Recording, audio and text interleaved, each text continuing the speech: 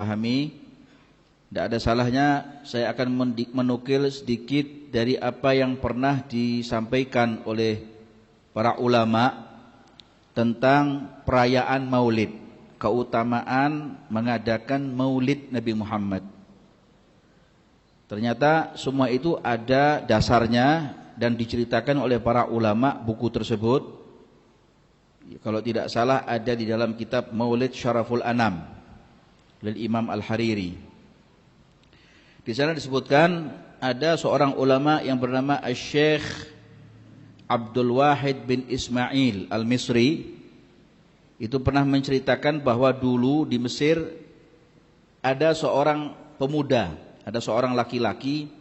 Setiap tahun pemuda ini atau laki-laki ini mengadakan perayaan Maulid. Tiap tahun mengadakan perayaan Maulid dengan membaca ayat Al-Quran, hadis Nabi Muhammad, lalu membaca sirah Nabi Muhammad SAW. Tiap tahun seperti itu. Bahkan tiap minggu pemuda ini mengumpulkan orang-orang keluarganya untuk baca sirah Rasulullah. Tujuannya adalah agar supaya keluarganya, kerabatnya, tetangga muslimin di sekitarnya ini meneladani Nabi Muhammad SAW dengan sempurna.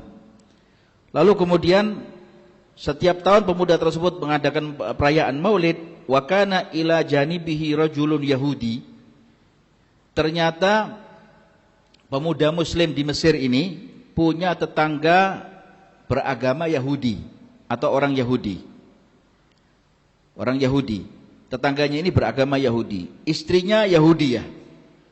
Laki-lakinya Yahudi, istrinya Yahudiyah. Lalu istrinya berkata kepada suaminya.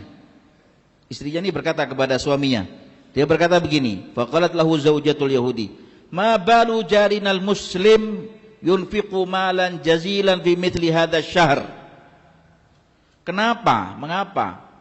Wahai suamiku, tetangga kita yang muslim ini setiap bulan Rabiul Awal itu mengadakan perayaan Maulid dengan membelanjakan banyak harta. Dia beli makan, dia beli minuman, dia beli buah, dia beli hadiah-hadiah.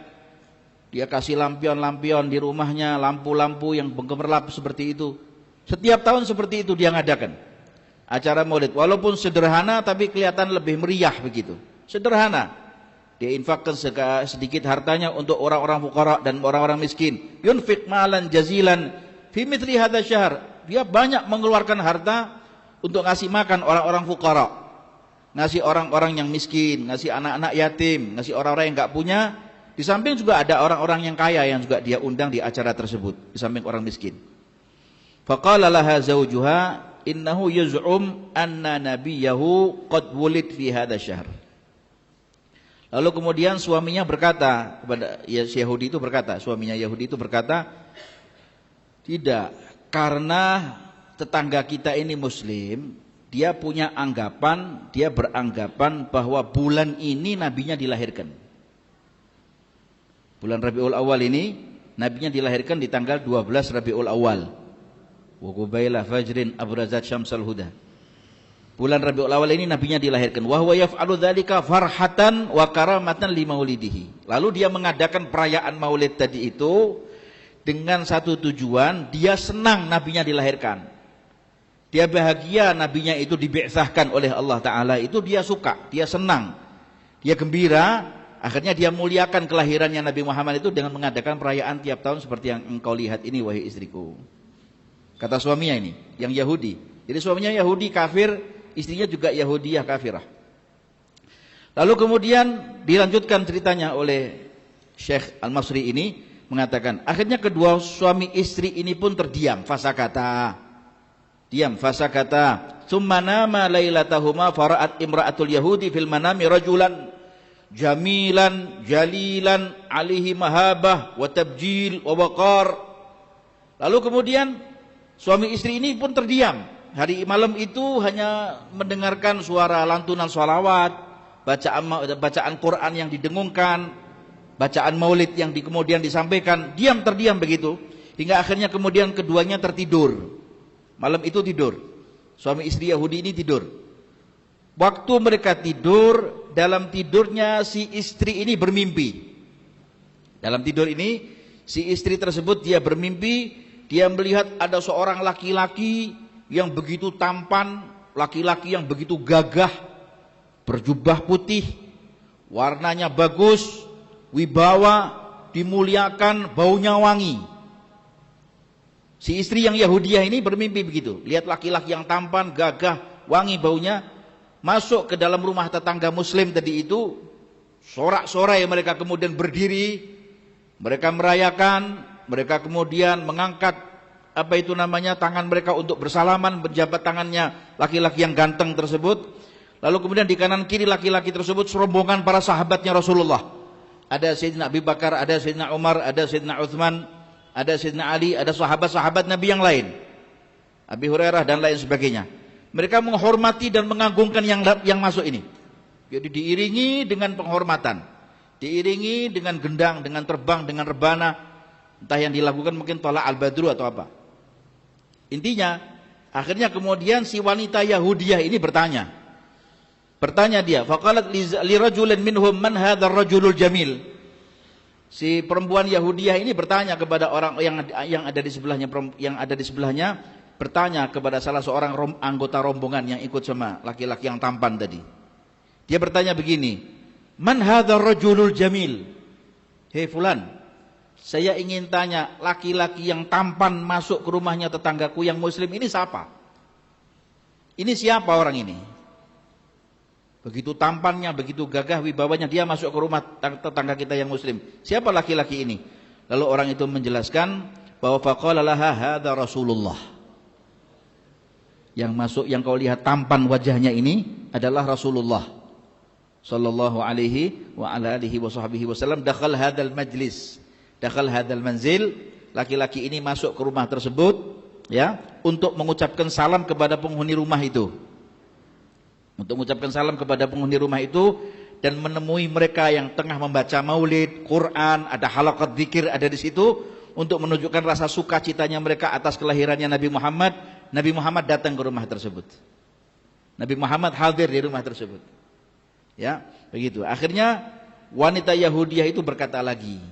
Dia berkata lagi begini, faqalat lahu, hal yukallimni idza kallamtuhu? Faqala laha na'am. Lalu perempuan Yahudiyah ini lagi bertanya lagi sama rombongannya Rasulullah yang masuk tadi. Dia tanya begini, kira-kira laki-laki tampan yang namanya Muhammad itu mau ndak kalau saya ajak bicara? Saya perempuan Yahudiyah, bukan beragama seperti agama dia.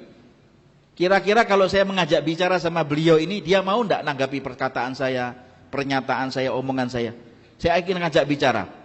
Laki-laki yang kemudian ikut rombongannya Rasul mengatakan, "Na'am, mau." Rasulullah pasti akan menyamperi Anda, akan datang kepada Anda dan akan datang menyapa Anda dengan baik, dengan senyumnya, dengan raut wajahnya yang begitu tampan. Lalu kemudian berkata lagi wanita Yahudi itu, lantas mendekati Nabi Muhammad. Dalam cerita itu, wanita Yahudi itu mendekati Rasulullah sallallahu alaihi wasallam dalam mimpinya. Lalu menyapa Rasulullah. Dia berkata, "Ya Muhammad." Ya, menyapa dia, "Ya Muhammad." Ya, karena dia bukan beragama Islam, dia mengatakan, "Ya Muhammad." Faqala laha labbaiki. Ya, Rasulullah ya. Faqala laha labbaiki. Wahai Muhammad. Lalu Nabi Muhammad pun menjawab dengan sebutan labbaiki, aku sambut panggilanmu, aku penuhi panggilanmu.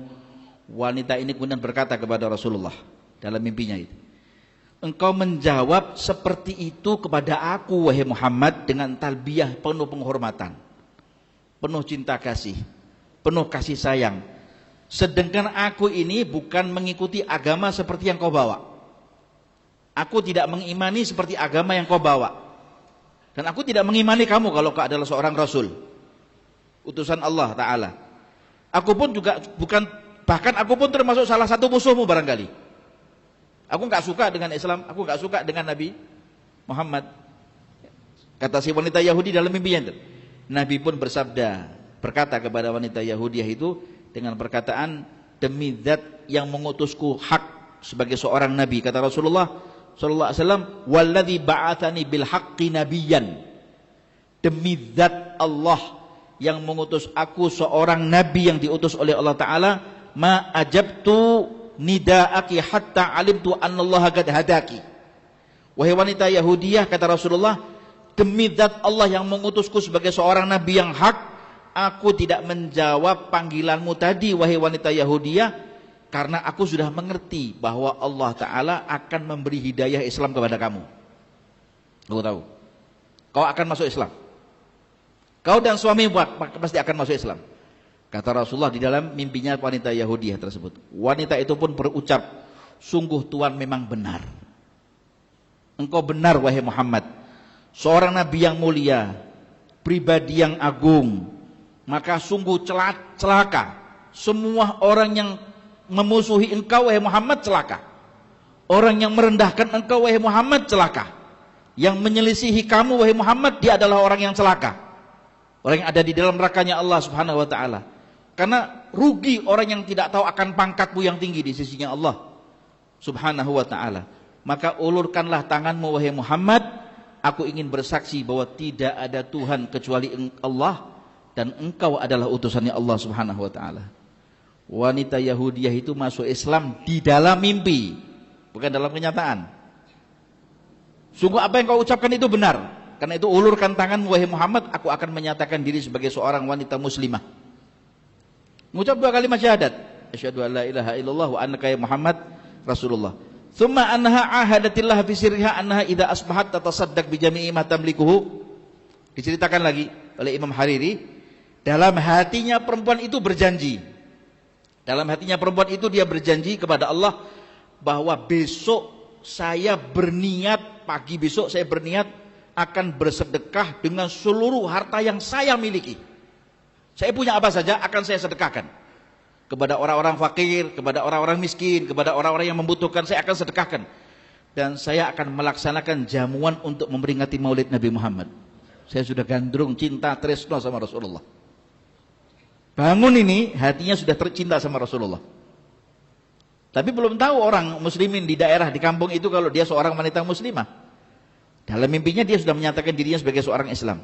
Dia mengatakan, besok saya akan melaksanakan jamuan memperingati Maulid Nabi Muhammad Sallallahu Alaihi Wasallam, sekaligus sebagai perwujudan rasa syukur saya atas keislaman saya. Dalam mimpi tadi malam saya akan sedekah yang banyak. Saya akan keluarkan banyak uang saya, infakkan di jalan Allah Subhanahu wa ta'ala. Falamma asbahat, pada waktu pagi hari di luar dugaan, begitu dia bangun pagi, dia melihat suaminya sudah sibuk menyiapkan satu jamuan. Suaminya perempuan ini Yahudi juga. Pada waktu pagi hari, falamma asbahat ra'at zaujaha qad hayya'a al-walimah. Suaminya ternyata telah menyiapkan jamuan makanan yang begitu mewah. Suaminya yang Yahudi tersebut, ya.